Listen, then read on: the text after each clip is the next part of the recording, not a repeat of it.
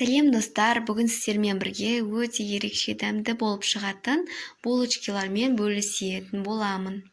Ол үшін мен каналыма тіркеліп қоюды ұмытпаңыздар. Бұл өте оңай, қарапайым рецепт. Менімен видеоны соңына дейін қарап шықсаңыздар болады, сіздер де жасай аласыздар. Ол үшін бізге сүт, сұйық май, дрож, жұмыртқа, қант, сары май, сүт, су, сосын және ұн қажет болады. Ең алдымен біз сүтімізбен суымызды қосып аламыз, біріктіріп.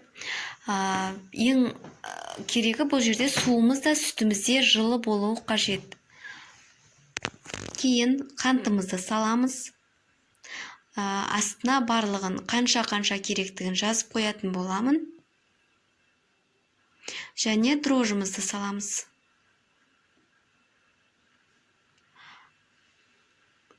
Сұйық май,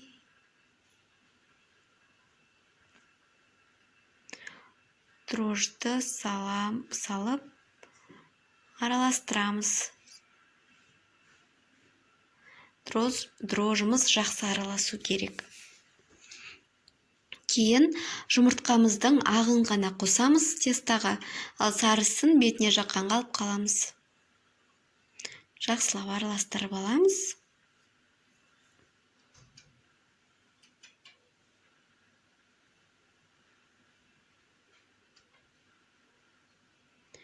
Тұзымызды кішкене жарты шай қасық қоссаңыздар болады.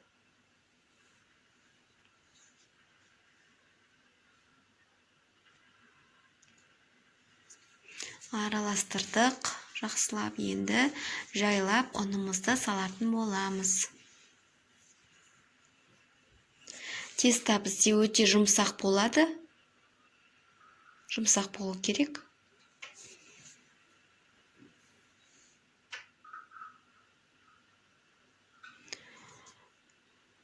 Ұнымызды осылай жаймен қосып отырамыз.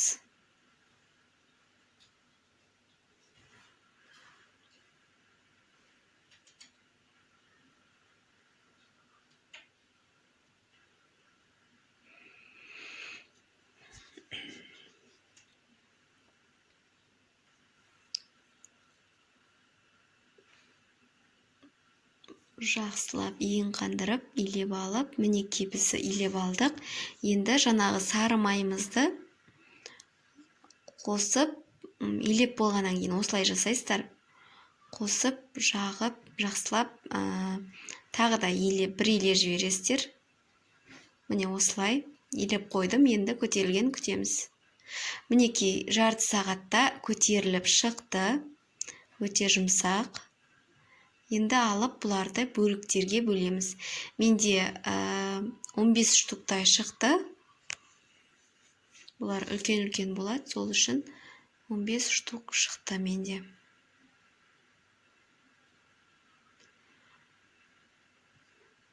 Әбден осылай жасап,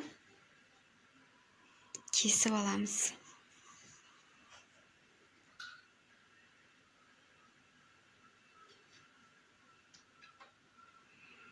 Пышақпен кесіп өлшеп аламыз осылай. Көз мөлшерімен өлшеп нетем. Осылай жасаймыз. Кесіп алғаннан кейін осылай домалақтап, тағы да бір 10-15 минутқа тындырып қоямыз осылай. Міне осылай тындырып бетін жауып қоямыз. Сүлгімен или салафанмен. Мінекей осылай жұп-жұмсақ болып шықты. Енді жайып бастаймыз. Тағы да сары майды жағамыз. Жұқалап сары май жағамыз.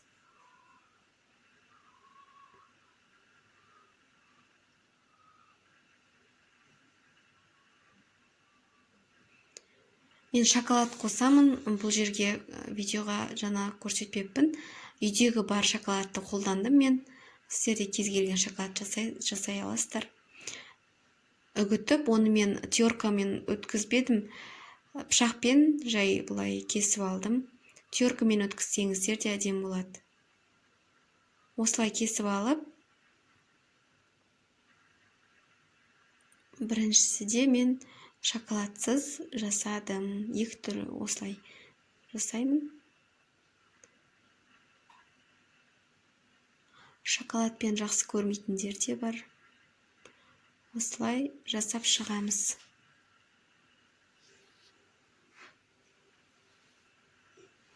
Тағы да бір-екі айналдырып жіберсеңіздер болады, ана несі бос болып қалмас үшін. Жақсылап боса кетпеуі үшін жақсылап жабыстырамыз бір-біріне. Кейін екіншісі мен шоколадпен дайындадым. Бірінші кесіп алып барып, шоколад саласыздар, мен шоколадты бірінші салып қойдым. Сөйтіп кесіп алып, шоколадымызды салып, осылай тағы да жасап шығамыз. Осылай бұрағаннан кейін тағы да өздеріңіз бұра жібересіздер, сол кезде қатты болады несі. Осылай жасаймыз. Барлығын осылай жасап шықтым.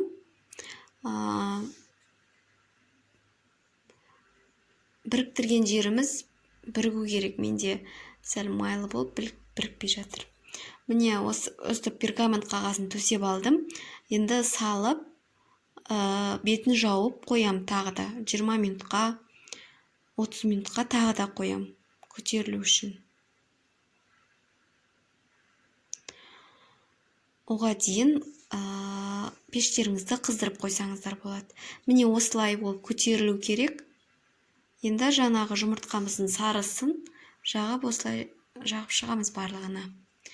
Мінекей, міне біздің булочкаларымыз дайын болды. Егерде бір-біріне жабысып қалмаған қаласаңыздар, аз-аздан пісірсеңіздер болады. Міне қараңыздар, өте жұмсақ болып шықты. Арасын ашып көрсетейін. Осылай болып шықты. Міне сіздерге де жасауға кеңес беремін. Соңына дейін қарап, лайк басып қойыңыз.